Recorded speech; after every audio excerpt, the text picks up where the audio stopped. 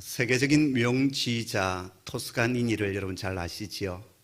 원래 그는 바이올린 연주자였습니다. 18살 때 오케스트라 단원이 되었는데요. 문제는 그가 시력이 나빠서 악보를 제대로 볼 수 없었다라는 거예요. 그래서 연주를 할 때마다 그 악보 전체를, 자기 파트 악보 전체를 통째로 다 외웠습니다. 근데 이 오케스트라 특성상 자기 파트뿐만 아니라 다른 파트도 이제 악보를 보아야 되잖아요. 그래서 다른 파트의 악보까지 다 외워버렸어요. 상당히 천재성이 있는 거죠.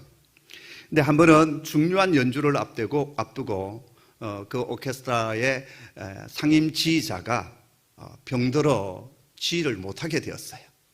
중요한 연주인데 지휘자가 지휘를 못하게 되자 이 단원 가운데 누군가가 지휘를 대신할 수밖에 없게 되었어요.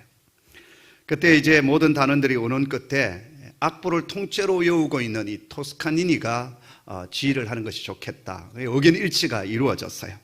그래서 지휘를 시작을 했는데요, 성공적으로 지휘를 마쳤습니다.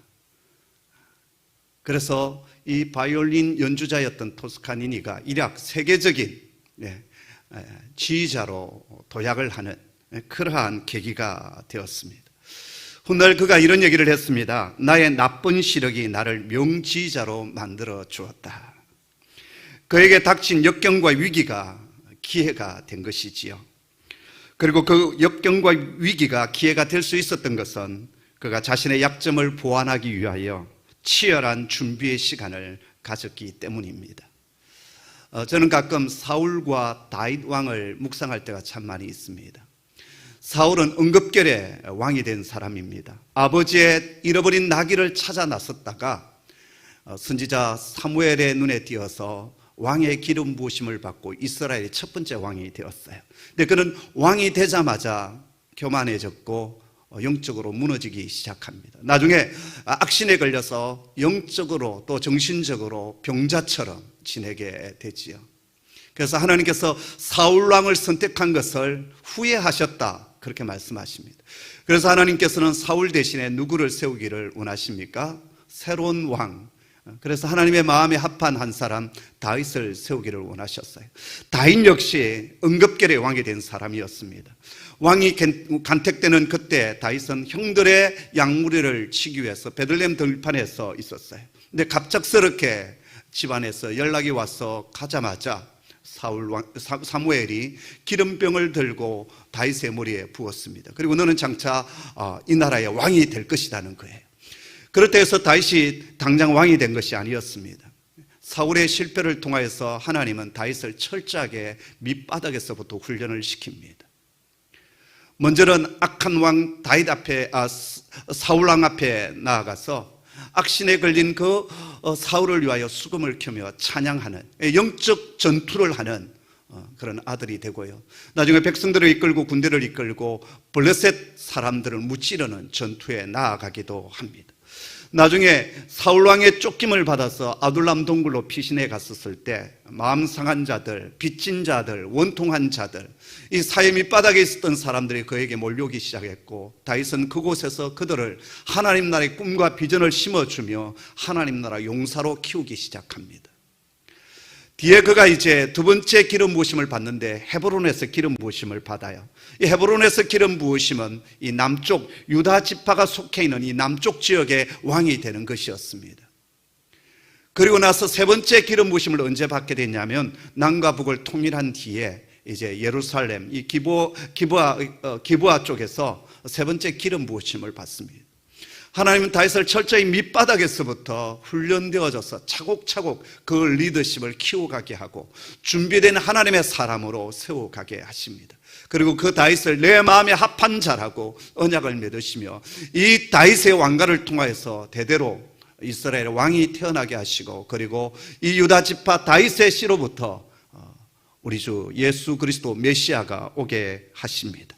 중요한 것은 준비된 사람을 하나님 쓰신다는 것이고 또 준비된 사람이 아름답게 하나님 앞에 쓰임받을 수 있다라는 것입니다. 지금 우리는 대림절의 시간을 보내고 있습니다. 왕으로 오신 주님을 기다리는 기다림의 절기이고 또 주님을 왕으로 모셔드리는 기쁨의 절기입니다. 그런데 해마다 대림절의 절기는 반복되고 우리의 삶은 분주하고 바쁘다 보니 주님을 기다리기보다는 삶의 현실에 급급하며 살아가는 것이 우리의 현실입니다.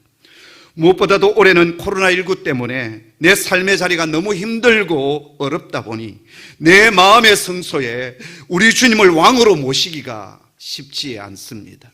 자, 그러나 여러분, 그럼에도 대림절 네 번째 주일 이 아침에 이 시간에 주님께로 나와 예배하고 있는, 또 각 처소에서 이 예배에 접속하여서 예배하고 있는 저와 여러분 속에 우리 주께서 찾아와 주시고 말씀해 주시고 그리고 그 주님을 맞이할 수 있는 마음의 준비를 하는 저와 여러분 되기를 주님의 이름으로 축복합니다. 오늘 본문은요, 세례 요한의 탄생 기사로 이루어져 있습니다. 그리고 이 기사 뒤에는 예수님의 탄생 기사가 이어 나오게 되는데요. 그리고 그 사이에 세례 요한의 어머니인 엘리사벳과 예수님의 육신의 어머니인 마리아가 서로 만나서 3개월 동안 함께 지내는 그런 기사가, 그런 얘기가 이어져 나옵니다. 바로 그것은 세례 요한의 출생과 예수님의 탄생이 하나의 메시지로 연결되어져 있다라는 것입니다. 그리고 세례 요한의 출생은 성탄을 기다리고 있는 우리 모두가 어떤 자세, 어떤 마음으로 성탄을 준비하고 맞이해야 되는지에 대해서도 말씀해 주고 있습니다. 때는 헤롯 왕이 이스라엘을 통치할 때였습니다. 그런데 그 주인공이 누구였느냐? 오늘 본문 속에 보면 제사장 사가랴였습니다. 제사장은 모든 백성을 대신하여서 하나님 앞에 나아가 기도하고 예배하는 자입니다. 그 당시 제사장은 왕처럼 세습되어져 내려왔는데요, 이 제사장을 거슬러 올라가면 모세의 형 아론이 나옵니다. 그래서 이 아론의 혈통 가운데서 제사장이 일어났고, 그래서 다른 어떤 지파, 다른 사람들이 이 제사장의 업무를 할 수가 없었습니다. 제사장의 부인들 역시 순수 유대 혈통을 가진 여성이어야만이 제사장의 가문과 결혼을 할 수가 있었습니다. 아시는 대로 이스라엘은 모진 그리고 험난한 역사를 이어왔어요. 북왕국 이스라엘은 아수르의 점령을 당해서 그 피가 혼혈되어졌고, 남왕국 유다는 바벨론에 의해서 짓밟혀져서 포로로 끌려가고 많은 유대 백성들이 디아스포라로 흩어져 버렸습니다. 자, 그러는 가운데 유대 혈통은 이 단일 혈통이 아니라 피가 섞이는 혼혈된 그러한 민족이 되고 말았어요. 그런 가운데 유대의 피를 고스란히 지키고 있다라고 하는 것은 결코 쉬운 일이 아니었습니다. 하지만 아무리 그래도 제사장들은 그런 악조건 속에서도 순수한 유대의 혈통을 이어가야만 했습니다. 하나님께서 제사 드리는 제사장과 그 가족만큼은 험없고 거룩해야 했기 때문입니다. 그런데 문제는 그렇게 거룩해야 할 제사장들이 헤롯 왕 때 되어서는 가장 타락한 집단이 되어 버렸다라는 것입니다. 성경에 나타난, 신약 성경에 나타난 사두개파, 이 사두개파가 누구냐면 바로 이 제사장 그룹들이에요. 무엇보다 이들은 영적인 일이나 하나님 나라에 대해서는 별로 이제 관심이 없었습니다. 그들의 최고의 관심은 뭐냐면 이 땅에서 잘 되는 것이었어요. 부유함을 누리는 것이고 이 땅에서 성공하는 것이었습니다. 그래서 그들은 부활도 믿지 않았습니다. 여러분 생각해 보십시오. 하나님 앞에 예배하고 이스라엘 백성 전부의 영성을 관리하는 이 제사장 그룹들 사두개파가 부활을 믿지 않았다라는 거예요. 왜 부활을 믿지 않았을까요? 하나님의 나라 저 천국보다는 이 땅에서 성공하고 이 땅에서 잘 되는 것, 그것이 그들의 성공이었어요. 그들의 관점이 그랬습니다. 그래서 부활을 믿지 않았어요. 그렇기 때문에 그 당시 이 팔레스틴 지역을 통치하고 있었던 로마 정권과 가장 밀접하게 야합했던 세력이 누구였냐면 바로 이 사두개파 제사장 그룹이었어요. 그 이유는 이 성전 제사를 통해서 막강한 권세와 그리고 재물을 취득하고 있었기 때문에 그 기득권을 유지하기 위하여 친로마 정책을 펼쳤고, 로마 군대와 가장 가까이에 있는 그러한 사람들이 아이러니하게도 이 사두개파 제사장 그룹이었다라는 것입니다. 그리고 자신들의 노선과 자신들이 나아가는 것에 대해서 반대하면 철저하게 적으로 간주했고 공격을 마다하지 않았습니다. 여러분, 우리가 요한복음을 통해서 예수님의 그 십자가의 죽음으로 이끌어갔던, 그것을 작당하고 마무리 지었던 세력이 누구였습니까? 바로 대제사장의 그룹들, 이 제사장 그룹, 사두개파 그룹들 아니었습니까? 자, 바로 이러한 때 한 사람이 등장합니다. 사가라였어요. 그도 역시 제사장이었습니다. 그런데 성경은 그가 어떤 사람이었다고 말씀하고 있습니까? 오늘 본문 앞절 6절을 우리 한번 같이 볼까요? 함께 읽습니다. 시작. 이 두 사람이 하나님 앞에 의인이니 주의 모든 계명과 규례대로 흠이 없이 행하더라. 아멘. 두 사람 다, 사가라나 그의 아내 엘리사벳이 하나님 앞에 의인이었대요. 그리고 모든 계명과 규례대로 행하는 흠이 없는 사람이었다라는 것입니다. 하나님 앞에 정말 하나님의 마음에 합한 그런 부부였고 그런 사람이었어요. 그런데 이 가정에 아픔이 하나 있었습니다. 그게 뭐였냐면 바로 자식이 없었다라는 것입니다. 구약시대나 예수님 당시에 자식이 없었다. 바로 그것은 하나님의 복이, 하나님의 축복이 끊어졌다는 의미입니다. 사람들이 아마 수군거렸을 것입니다. 제가 하나님을 잘 믿는다고 하더니 하나님 앞에 규례와 법도를 따라 살아가는 흠없는 사람으로 그렇게 내세우는 사람인데 왜 저 가정에 자식이 없을까? 하나님의 축복이 저에게 멈추어졌다. 아마 그렇게 수군거렸을 것입니다. 근데 그런 그가 지금 어디에 들어가고 있느냐? 성전에 있는 성수 안으로 들어가고 있습니다. 당시 전체 제사장 수는 한 2만 명 정도 되었다고 그래요. 사가라는 아론의 자손 가운데 아비야 반열에 속해 있었던 자였는데요. 제사장이 많다 보니까 24반차를 나누었어요. 반을 24개로 나누어서 보름씩 성전에 올라가서 이 제사 업무를 감당하게 되는 거예요. 그리고 성전 안에서 제사 업무 가운데 여러 파트가 있지 않겠습니까? 그래서 서로 제비를 뽑았습니다. 그런데 이 사가라가 제비를 뽑았는데 어떤 업무를 부여받게 되었냐면 성소 안에 들어가서 분향을 하는, 이 향단에서 분향하는 일을 맡게 되었다라는 거예요. 성전에서 제사 드리는 가운데 가장 놀라운 일이고 가장 귀한 일이에요.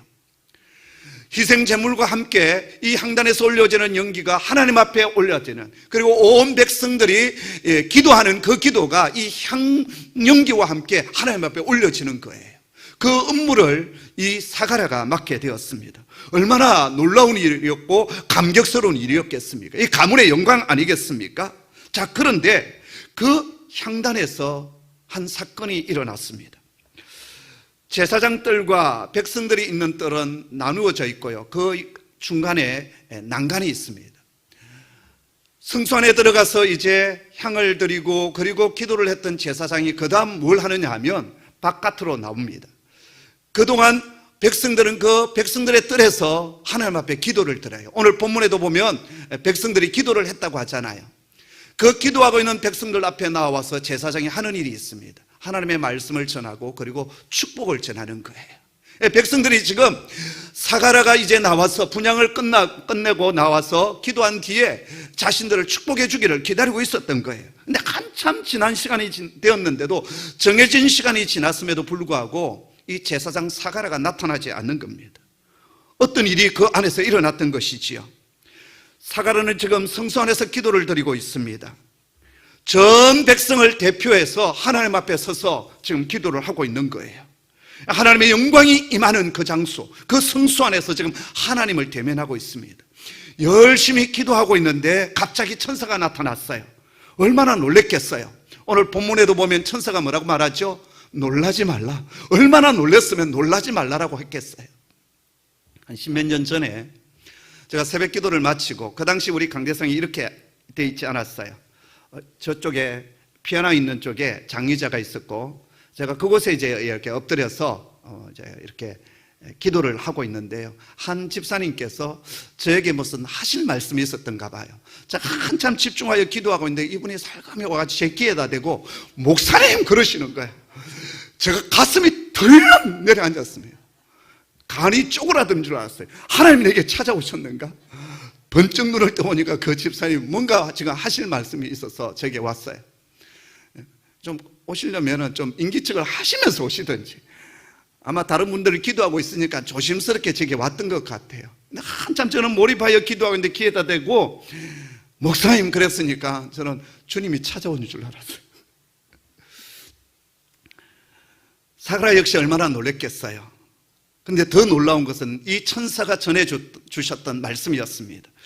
그 내용은 그의 기도가 하나님 앞에 상달되었다는 것이고, 그래서 아내 엘리사벳을 통하여서 아들을 주시겠다라는 거예요. 할렐루야. 우리 한번 13절의 말씀인데 같이 읽습니다. 시작. 천사가 그에게 이르되 사가랴여 무수하지 말라. 너의 간구함이 들린지라. 내 아내 엘리사벳이 내게 아들을 낳아주리니 그 이름을 요한이라 하라. 아멘. 늙은 나이에 아이를 주시겠다는 거예요. 그리고 그 아이의 이름까지도 지어줍니다. 요한이라고.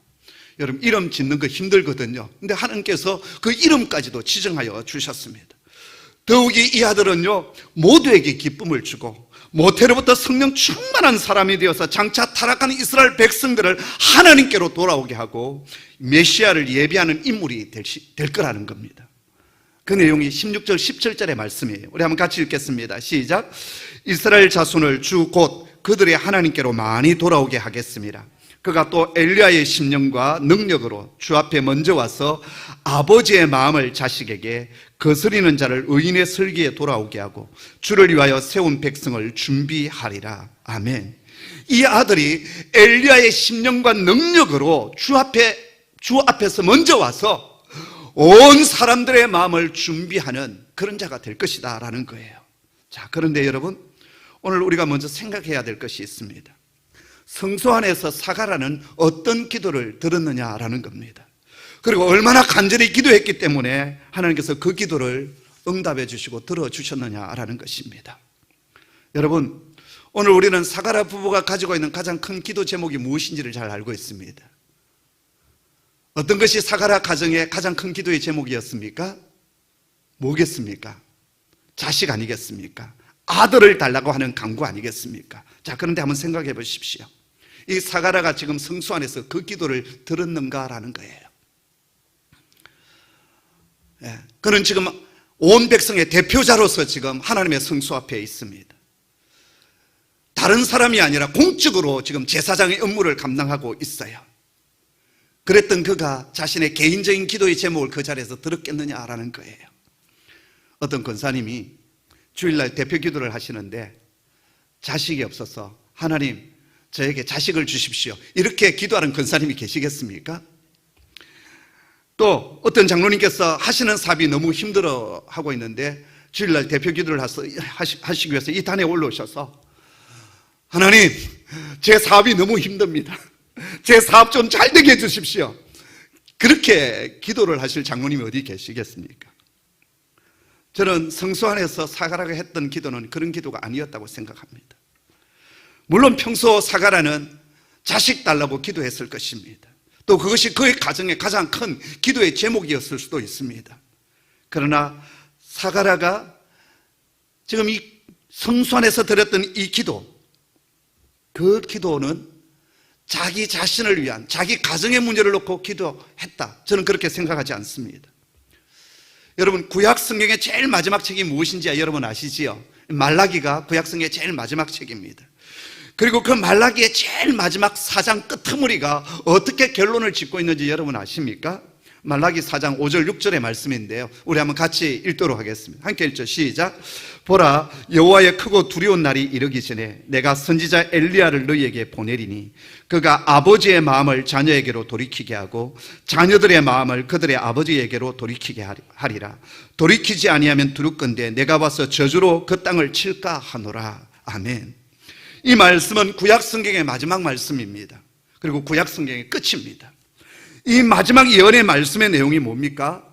하나님께서 세상을 구원하실 메시아를 이 세상에 보내주시겠다는 겁니다. 근데 그 전에 메시아께로 인도해 나갈 엘리야 같은 사람이 분명히 먼저 올 것이라는 거예요. 그것을 보내주실 거라는 거예요.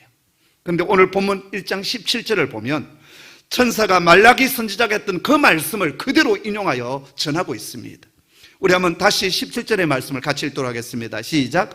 그가 또 엘리야의 심령과 능력으로 주 앞에 먼저 와서 아버지의 마음을 자식에게, 거스리는 자를 의인의 설기에 돌아오게 하고 주를 위하여 세운 백성을 준비하리라. 아멘. 구약 마지막 부분에서 예언했던 그 말씀이 이제 때가 되어서 성취하시겠다고 지금 하나님은 천사를 통해서 말씀하십니다. 그리고 약속하셨던 그 메시아를 이제는 보내시겠다는 것이고, 그 메시아에 앞서서 엘리야의 심령과 능력을 가진 자가 먼저 와서 주님의 길을 예비해 가시겠다라는 거예요. 자, 그렇다면 사가랴가 평소 오랫동안 기도해왔던 기도는 무엇이고 성소에서 기도한 내용이 과연 무엇이겠느냐라는 겁니다. 이스라엘 백성들은 오랫동안 메시아를 기다리고 또 기다렸지만 메시아는 오시지 않았습니다. 그동안 하나님께서 그 백성들에게 약속하신 것이 얼마나 많은지 모릅니다. 참으로 힘들고 어려운 세월을 지나왔지만 그분이 오시면 그들의 눈에 눈물을 닦아주시고 그들의 모든 서름을 기쁨으로 바꾸실 뿐만 아니라 이 아픔과 상처가 회복되고 치유되고 구원될 것을 저들은 믿어 의심치 않았습니다. 그 약속, 그 희망으로 버틴 게 왔어요. 그것 때문에 포로로 붙잡혀 가면서도 참았고, 한없는 낭만 가운데서도 기도했고, 객지 생활 가운데서도 예루살렘을 잊지 않았으며 바벨론 강가에서 기도했던 겁니다. 어떤 어려움 속에서도 예배드리는 삶을 놓치지 않았고 하나님의 백성이라는 믿음을 지켜왔던 것입니다. 하지만 말라기의 약속이 주어진 뒤에도 400년이 지나도록 하나님께서 약속하여 주셨던 메시아는 오시지 않았고, 그래서 백성들은 서서히 절망하고 낭망해 가고 있었습니다. 도대체 하나님은 어디 계십니까? 하나님은 우리의 기도를 듣고 계시는 겁니까? 왜 하나님은 침묵하십니까? 하나님께서 주셨던 이 약속의 말씀은 거짓이 아닙니까? 왜 이 약속의 말씀대로 하나님 임하시지 않으십니까? 그렇게 울부짖었지만 하나님은 침묵하시고 응답해 주시지 않았습니다. 그러면서 어느 순간부터 사람들은 하나님의 약속을 믿지 못하게 되었습니다. 메시아 오심에 대한 희망도 점점 잊혀져 갔습니다. 그리고 이제 세상 사람들이 살아가는 것처럼 이스라엘 백성들, 이 믿음의 백성들도 세상을 향하여 눈을 돌리기 시작했습니다. 배부른 게 좋았고 지금의 안락함이 좋았습니다. 이 세상에서 성공하는 것이 저들의 꿈이 되어버렸습니다. 예배를 가벼이 여기기 시작했고, 세상의 지도자들처럼 돈을 벌고 축적하는 데 바빴고, 권력자들, 영적 지도자들, 제사장 그룹들은 가난한 자들의 것을 탈취하고 어떻게 하면 이 땅에서 권세를 누리고 잘 사는가, 그것에 관심을 두기 시작했습니다. 그리고 영적 세계에 관심을 가지는 것은 어리석은 일처럼 보여졌습니다. 무엇보다도 제사장들은 제사보다도 자기들의 배부른 일을 먼저 우선순위에 두었고, 세상적으로 출세하고 그들이 가지고 있던 권세를 유지하는 것, 그것에만 급급하고 있었습니다. 하지만 하나님은 그 가운데서도 당신의 일들을 감당해 나갈 당신의 도구, 당신의 사람을 찾고 계셨던 것입니다. 왜냐하면 때가 찼기 때문입니다. 온 세상의 타락한 가운데서도 어디 의인이 없나 찾아보셨고, 그렇게 메시아 오심을 포기한 가운데서도 그 약속의 말씀을 잊지 않고 그것을 붙들고 기도하고 있는 당신의 사람을 주님은 찾으셨던 것입니다. 하나님의 뜻이 하늘에서 이루어진 것처럼 이 땅 가운데서 이루어지기를 원합니다. 절망 가운데서 소망을 두고 기도하고 있는 순결한 하나님의 사람을 찾으셨던 것입니다. 그리고 어느 날 당신의 마음에 합한 사람 한 사람을 찾아내었습니다. 바로 사가랴였습니다. 저는 오늘 이 말씀을 묵상하는 가운데 사가랴가 성소 안에서 드렸던 기도는 단순히 아들을 달라, 자식을 달라는 기도가 아님을 저는 알게 되었습니다. 사가랴는 의인이었고 백성의 대표자로서 하나님 앞에 서 있는 겁니다. 그래서 오랫동안 하나님 나라를 위하여 기다리며 기도했던 사가랴는 이스라엘의 회복을 위하여 기도했던 것이 분명합니다. 하나님, 소망을 잃어버린 이 땅 가운데 메시아를 보내어 주시옵소서. 도탄에 빠져있고 성술이 무너져버린 이 땅 가운데 다시 이 나라를, 이 하나님의 나라를 세울 메시아를 보내어 주시옵소서. 이 백성들의 눈에 눈물을 닦아주시고 무너진 우리 마음의 성전을 다시 세워주시옵소서. 그래서 다시금 우리의 눈을 영원으로 하나님을 향할 수 있는 믿음으로 우리를 세워주옵소서. 그렇게 사가랴는 간절히 기도했을 것입니다. 오늘 여기 천사가 사가랴여 무수하지 말라, 너의 간구함이 들린지라고 했는데 그 간구는 아들을 달라는 기도의 응답이 아니라 메시아를 보내달라고 하는, 오랫동안 사가랴가 하나님 앞에서 엎드려 기도했던 그 기도에 대한 응답이었다라는 것입니다. 오늘 천사의 가장 큰 메시지가 무엇입니까? 너희가 기다리던 메시아를 내가 보내주겠다라는 겁니다. 하지만 그것을 이루기 위해서 먼저 엘리야를 보내주시겠다라는 거예요. 그리고 그 엘리야가 어느 가문, 어느 태를 통해서 오실 것인가? 하나님께서 찾고 찾아내셨던 사람은 바로 사가랴와 엘리사벳 부부였습니다. 대부분의 제사장들이 타락하고 하나님을 떠나 있었지만 사가랴만큼은 하나님의 약속을 붙들고 기도하는 제사장이었습니다. 하나님은 바로 그와 그의 가정을 당신의 도구로 삼아주셨고 그에게 메시아의 길을 예비하는 막중한 사명을 맡기기로 작정하셨습니다. 그리고 태어난 자가 누굽니까? 바로 세례 요한입니다. 주님보다 먼저 와서 회개의 세례를 베풀며 주님의 길을 평탄케 열어갔던 엘리야가 바로 세례 요한입니다. 여러분 보십시오. 지금 사가랴는요, 공적인 기도, 하나님 나라의 의를 이루는 그 기도를 드리다가 자신의 개인적인 그 가정적인 기도까지 응답받았습니다. 그는 하나님의 약속이 성취되게 해달라고 중보 기도 드리다가 자신의 문제가 해결함을 받습니다. 그는 큰 기도의 응답을 받는 중에 자신의 작은 기도까지 덤으로 보너스로 응답을 받습니다. 하나님 나라의 의를 구하는 중에 땅의 끝까지 응답받았던 자가 바로 사가랴 엘리사벳 부부였습니다. 바로 여기서 오늘 저와 여러분이 받게 되는 메시지 몇 가지가 있습니다. 첫째, 사가랴는 환경과 여건에 무너지지 않고 믿음을 지켜나갔던 사람이었습니다. 그는 하나님 앞에서 어렵다고 했는데 하나님 앞에 어려움이 무엇이겠습니까? 선한 일을 하는 사람이 어려운 사람일까요? 우리가 선하다면 얼마나 선하겠습니까? 하나님 앞에서 열심히 봉사하는 사람이 하나님 앞에 어려운 사람일까요? 똑똑한 사람이 하나님 앞에 어려운 사람일까요? 하나님께서 어렵게 보는 사람은 다른 사람이 아닙니다. 바로 믿음을 하나님은 어렵게 보십니다. 아브라함이 하나님 앞에 어려웠던 것은 그가 믿음의 사람이었기 때문이었어요.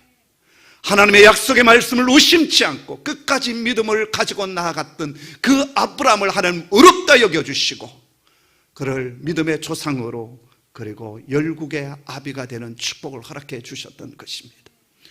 사랑하는 성도 여러분, 이 세상의 사람들은 세상의 풍조와 가치관을 쫓아 행하고 있습니다.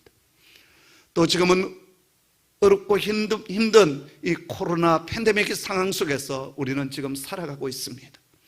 우리의 주변 환경과 여건과 이 세상 사람들이 어떻게 살아가든지 우리는 하나님 앞에서 신실한 믿음을 견지하며 살아가는 하나님의 사람 되기를 원합니다. 두 번째, 사가랴는 끝까지 약속의 말씀을 붙들고 기도했던 사람이었습니다. 온 세상 사람들과 다른 제사장들은 세속적인 것에 눈이 어두웠고 마음이 빼앗겨 있을 때 그는 다른 것이 아니라 하나님의 약속의 말씀을 부여잡고 기도하며 나아갔습니다. 구약시대 때 온 세상이 지약으로 가정했을 때 노아는 하나님의 말씀을 받고 120년 동안 방주를 지어갔습니다. 말이 쉬워서 120년이지요. 그 120년 동안 세상 사람들의 조롱을 받으면서 손가락질을 받으면서 그것도 바닷가가 아니라 산 중턱에서 방주를 지어갔어요. 왜요? 하나님의 약속의 말씀이 있었기에. 오늘 우리는 이 세상의 가치관과 이 세상 사람들이 살아가는 것을 우리 중심으로 삼아서는 아니 됩니다. 하나님의 약속의 말씀을 붙들어야 합니다. 그리고 우리는 기도할 때 하나님의 약속의 말씀을 부여잡고 기도해야 합니다. 그러지 아니하면 우리는 세속적인 기도, 정욕적인 기도로 빠질 수밖에 없어요. 그래서 우리의 기도는 늘 하나님의 말씀을 붙들고 기도하는, 그러할 때 하나님께서 내 삶의 개인적인 문제도 하나님께서 응답하시고 역사해 주신다라는 거예요. 세 번째, 사가랴는 하나님의 의를 위해 기도하는 가운데 자신의 문제가 응답받았습니다. 아무도 보지 못하고 듣지도 못하고 꿈꾸지 못할 때 사가랴만큼은 메시아를 기다리며 엎드렸습니다. 그랬을 때 하나님께서 그 기도를 응답해 주시면서 덤으로 보너스로 자신의 가정의 그 아픔의 문제, 가장 간절한 그 마음의 소원을 응답하여 주시고 역사해 주셨던 것입니다. 이 가정에 주셨던 요한이라는 이 아들, 요한의 이름은 여호와 하나님은 은혜로우시고 자비로우시다라는 뜻입니다. 하나님은 이 아들을 하나님의 그 은혜로움과 자비로움을 증거하는 축복의 통로로 세워주셨어요. 그리고 그리스도의 길을 예배해 가는 광야에 외치는 자의 소리가 되었고, 우리 주님께서는 이렇게 말씀하여 주십니다. 여자가 낳은 자 가운데 가장 큰 자가 세례 요한이다. 하나님은 이 요한의 삶을 축복해 주셨고 하나님 나라의 가장 큰 자로 세워주셨습니다. 성도 여러분, 사가랴와 엘리사벳처럼 살아가는 일은 결코 쉽지 않습니다. 기다리는 일도 힘들고 희망을 한결같이 품고 나아가는 것 쉽지 않습니다. 그 길은 힘들고 외롭고 고독합니다. 하지만 우리는 그 믿음의 길을 선택하며 걸어가야 합니다. 주님 오시는 그날까지 우리는 이 믿음을 지니며 지난주에 말씀드렸던 것처럼 승리하는 자, 이기는 자가 되어서 주 앞에 설 때 칭찬과 존귀가 있을 뿐만 아니라 상급이 있는 하나님의 사람 되기를 주님의 이름으로 축복합니다. 기도하겠습니다. 하나님 아버지, 온 세상 사람들이 저마다 세상의 풍조와 가치관을 쫓아 행하는 이때에도 저희들은 여전히 하나님의 말씀을 부여잡고 그 약속의 말씀대로 이루어지기를 기도하는 신실한 종들이 되기를 소원합니다. 이 믿음의 길은 때로는 외롭고 고단하고 힘들고 아픈 길이지만 주의 약속의 말씀이 성취되는 그 승리의 날, 함께 그 승리의 노래를 부르는 일에 저희가 참여하기를 원하며 주님과 함께 그 영광의 면류관을 받기를 소원합니다. 홍익에 온 성도들 어느 자리에 있든지 이기는 자 되게 하여 주시고 승리하는 자가 되게 하여 주시고, 예배가 온전히 회복되어질 때 기쁨과 감격을 가지고 이 본당의 자리로 나와 함께 춤추며 노래하는 온 성도들 되게 하여 주시옵소서. 예수님의 이름으로 기도하옵나이다. 아멘.